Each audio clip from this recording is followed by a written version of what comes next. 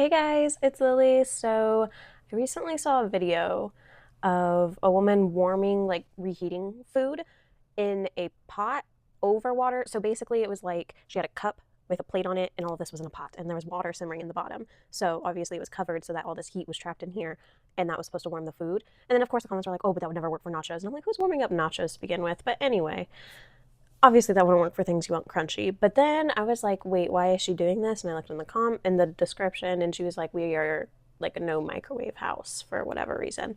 Um, and then of course some people were like, oh, we've been doing this for years. We don't do the radiation from microwaves. And then I went down a rabbit hole of the radiation from microwaves and the radiation from air fryers and our phones, and X-rays, and the difference between ionizing and non-ionizing radiation or particles. And let's talk about it. So first, let's look at the two types of radiation before we get into it puts out this kind, right? There are two completely different categories of radiation. First, there is non-ionizing radiation, and these are going to be things like radio waves, microwaves, Wi-Fi, Bluetooth, cell phones, and very low frequency electrical fields, as well as visible light. So this type of radiation does not carry enough energy to break chemical bonds or damage our DNA directly, and it cannot ionize atoms. That's the most important part. Then there's ionizing radiation. This is in things like X-rays, gamma rays, and nuclear radiation. This type does carry enough energy to remove electrons from atoms, which means it can damage your DNA. That's why it's regulated much more strictly. So kitchen appliances, they emit non-ionizing radiation, not ionizing radiation.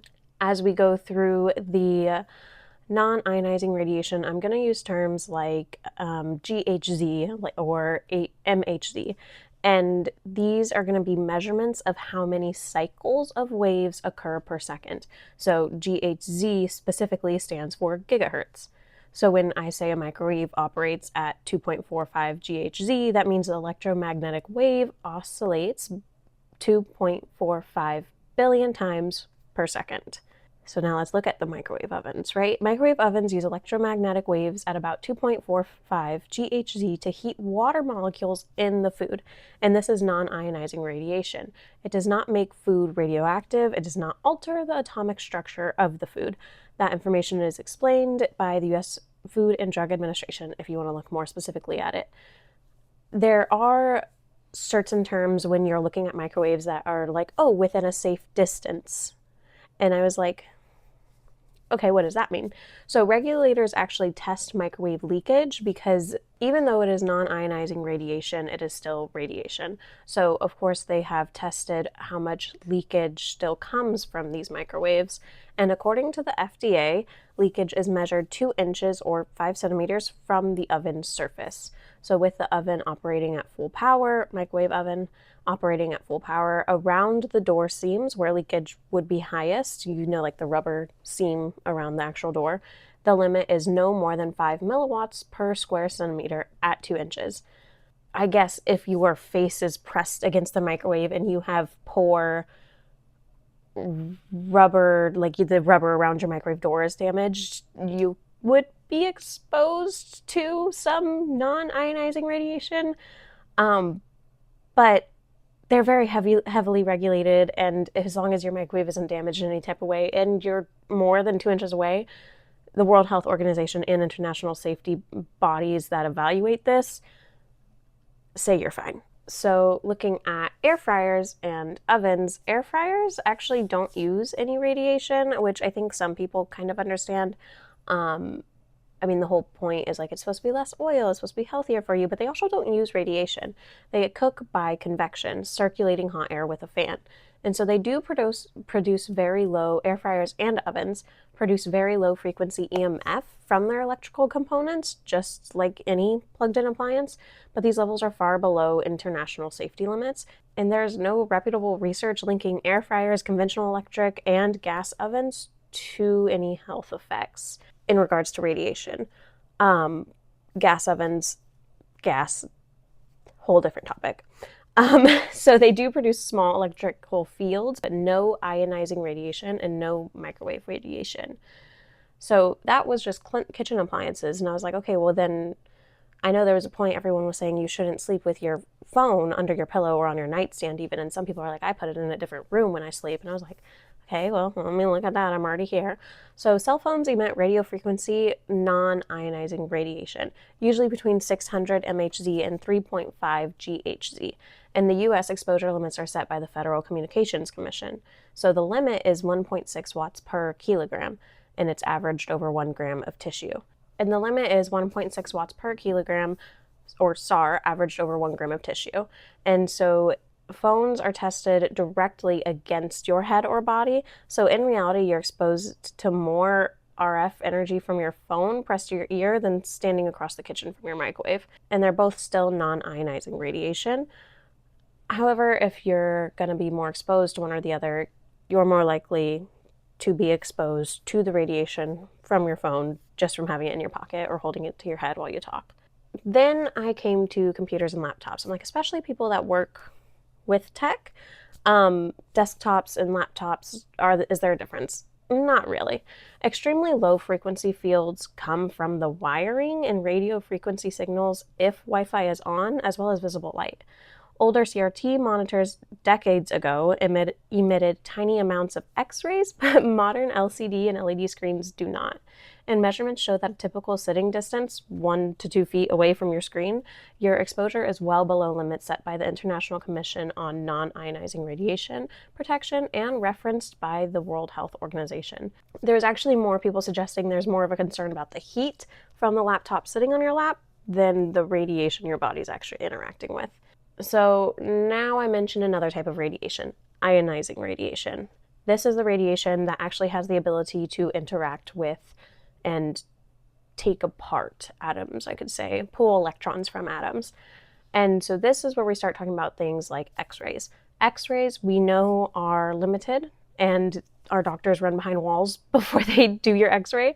X-rays are different. They are ionizing radiation. They can image your DNA. But that's why they're so regulated. So radiation is actually measured in millisieverts, MSV, and it measures a biological effect, not just the energy emitted. So you can think of this as if radiation were rain, the millisievert tells you how wet you actually get, not just how hard it's raining. So this accounts for how much radiation actually hits you and how harmful that type of radiation is to human tissue. So how much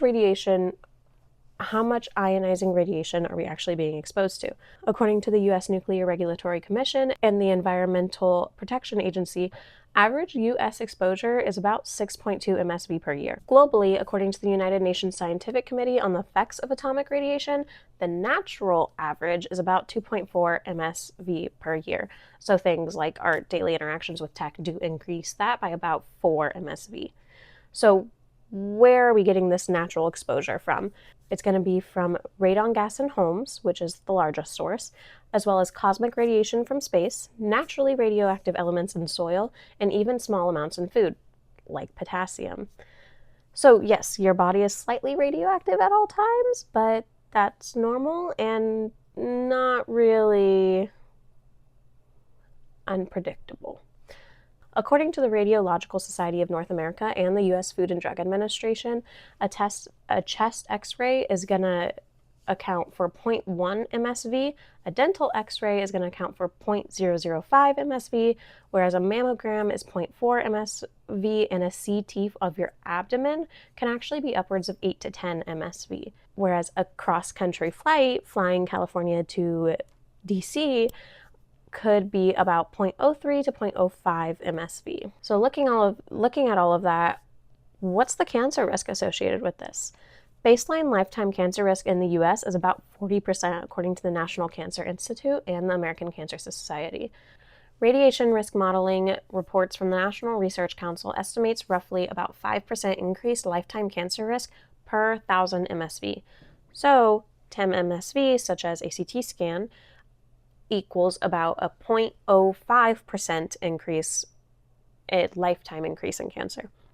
So comparing that to things like smoking, obesity, heavy alcohol use, or tanning beds, those risks are dramatically higher to cause cancer than being exposed to radiation. So, I don't know.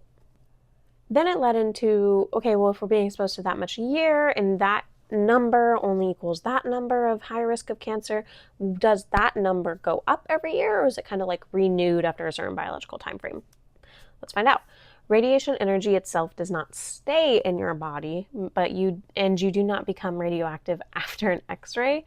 The Centers for Disease Control and Prevention and Health Physics Society explain that radiation deposits energy, and that energy is gone instantly, and cells can repair most DNA damage.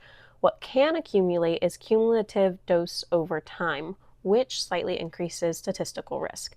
But radiation is not consistently being built on and stored in your tissues. So let's look at all of that together.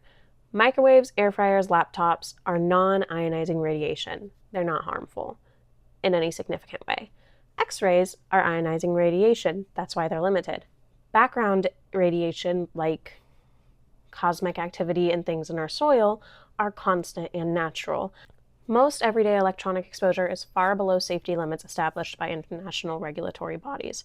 So if this helps you feel clearer instead of anxious about something you may not have even considered to be worried about until a random TikTok pops up on your video, let me know. If you want to follow up on 5G myths or radiation and fertility interactions, comment it. I don't know. Give us something else to talk about, I guess. I had a moment where I was like, I want my phone in another location because, supposedly the radiation is bad. And then I was like, but I carry it around in my pocket most of the day. And then I was like, oh, well, then I shouldn't carry it around in my pocket. And then I'm like, I'm sitting with multiple electronics constantly. I don't know. The microwave thing was weird to me. That's what really got me looking into it, because I was like, I don't feel like it's also not an American thing. Like, you could say it's a very first world problem to be worried about the radiation from your phone by your bed. But I feel like a lot of people for a very long time have had microwaves. So of course I was like, those have to be some degree safer than cell phones. Like, they're older than cell phones. So I wasn't really that surprised to find out, like, oh, it's like you have to be pressed against it, or like purposely trying to open the door while it's going type thing. I don't know. Globally, according to the United Nations Scientific Committee on the Effects of Atomic Radiation, the natural average is about 2.4 MSV per year. So things like our daily interactions with tech do increase that by about 4 MSV. So where are we getting this natural exposure from? It's going to be from radiation and it's going to be from radon gas in homes, which is the largest source, as well as cosmic radiation from space, naturally radioactive elements in soil, and even small amounts in food, like potassium. So yes, your body is